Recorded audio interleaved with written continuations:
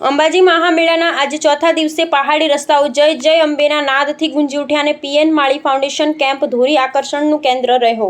યાત્રાધામ અંબાજીમાં ચાલી રહેલા ભાદરવી પૂનમના મહામેળાને આજે ચોથે દિવસે 22 લાખથી વધારે લોકોએ દર્શન કર્યા હતા અને અંબાજીથી 100 કિલોમીટરની ત્રિજ્યાના રસ્તાઓ જય જય અંબેના નાદથી ગુંજી રહ્યા છે। લાખો યાત્રીઓ રસ્તામાં પગપાળા આવી રહ્યા છે। બનાસકાંઠા તંત્ર દ્વારા ખૂબ જ સુંદર અને કડક સુરક્ષા બંધ આયોજન કરવામાં આવ્યું છે। બનાસકાંઠા પોલીસ દ્વારા 24 કલાક ખડે પગે સેવા આપવામાં આવી રહી છે। તેમજ અનેક સંસ્થાઓ અને સેવાભાવી લોકો દ્વારા કેમ્પોનું આયોજન કરી યાત્રાળુઓને સેવા પૂરી પાડી રહ્યા છે।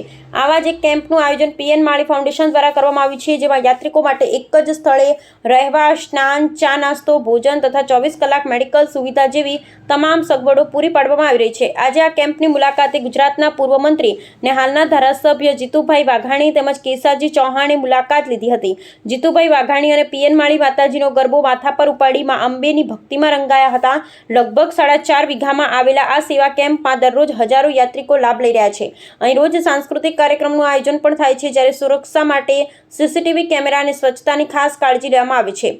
ફાઉન્ડેશનના સ્થાપક પીએન માળીના જણાવ્યા મુજબ યાત્રિકોને કોઈ મુશ્કેલી ન પડે તે માટે 1000થી વધુ કાર્યકરો સેવાભાવે જોડાય છે। કેમ્પમાં ડોક્ટરોની સતત હાજરી સાથે તાત્કાલિક મેડિકલ સેવા પણ ઉપલબ્ધ છે। ગત વર્ષની જેમ આ વર્ષે પણ ફાઉન્ડેશન દ્વારા પદયાત્રીઓ, સિનિયર સિટીઝન્સ અને દિવ્યાંગજનો માટે નિઃશુલ્ક સેવાઓ આપવામાં આવી રહી છે। જલોત્રા દાંતા વચ્ચે આવેલા કેમ્પમાંથી હજારો ભક્તો લાભ લઈ રહ્યા છે। અહેવાલ વજરામ જોશી, બિલ્ડી।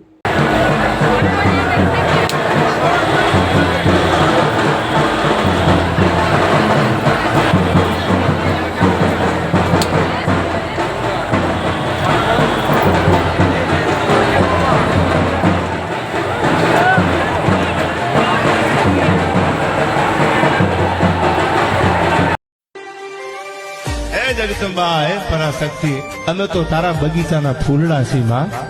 દુનિયામાં અમારા ગમે એટલા ગુના હોય, ગમે એટલા વાંક હોય, પણ તારાથી જગતમાં મોટું કોઈ છે નહીં માં।